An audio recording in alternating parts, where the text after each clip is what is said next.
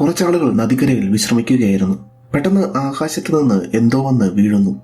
അയാൾ എഴുന്നേറ്റ് നോക്കിയപ്പോൾ അവിടെ മുഴുവൻ കത്തി നശിച്ചിരുന്നു. ജേക്ക് ഞെട്ടി എണീക്കുന്നു. തനിക്ക് മുൻപ് എന്ത് സംഭവിച്ചു, താൻ ആരാണ് എന്നൊന്നും അയാൾക്ക് ഓർമ്മയില്ല. പെട്ടെന്നാണ് തന്റെ കയ്യിലെ ബ്രേസ്ലെറ്റ് ജേക്ക് ശ്രദ്ധിക്കുന്നത്. അവനത് തകർക്കാൻ നോക്കി, പക്ഷേ സാധിക്കുന്നില്ല. താൻ ആരാണെന്നറിയാൻ അവൻ അടുത്തുള്ള ഗ്രാമത്തിലേക്ക് എത്തുന്നു. അവിടെ ജേക്കിന്റെ മുറിവ് ഒരാൾ ചികിത്സിക്കുന്നു. പേഴ്സി എന്നൊരുത്തൻ തോക്കു ചൂണ്ടി അവിടെയുള്ളവരുടെ കയ്യിൽ നിന്നും പണം വാങ്ങുന്നു. ജേക്കിന്റെ അടുത്തും അവൻ ചെല്ലുന്നു. ജേക്ക് ഒന്ന് കൊടുത്തതും അവൻ താഴെ വീഴുന്നു. പെട്ടെന്ന് അവിടേക്ക് പോലീസ് എത്തുന്നു. ജേക്കിനെയും പേഴ്സിയെയും അറസ്റ്റ് ചെയ്യുന്നു. ജേക്ക് ഒരു കൊള്ളക്കാരനാണെന്ന് പോലീസ് പറയുന്നു. പേഴ്സിയുടെ അച്ഛൻ അവനെ വിട്ടുകിട്ടാൻ പോലീസ് സ്റ്റേഷൻ ആക്രമിക്കാൻ വരുന്നു. പെട്ടെന്ന് ആകാശത്ത് കുറെ ലൈറ്റുകൾ പ്രത്യക്ഷപ്പെടുന്നു. അത് അവരെ ആക്രമിക്കാൻ തുടങ്ങുന്നു. ജേക്കിന്റെ കയ്യിലെ ബ്രേസ്ലെറ്റ് ആക്ടിവേറ്റ് ആകുന്നു. അവൻ അതുപയോഗിച്ച് സ്റ്റേഷന് പുറത്തിറങ്ങുന്നു.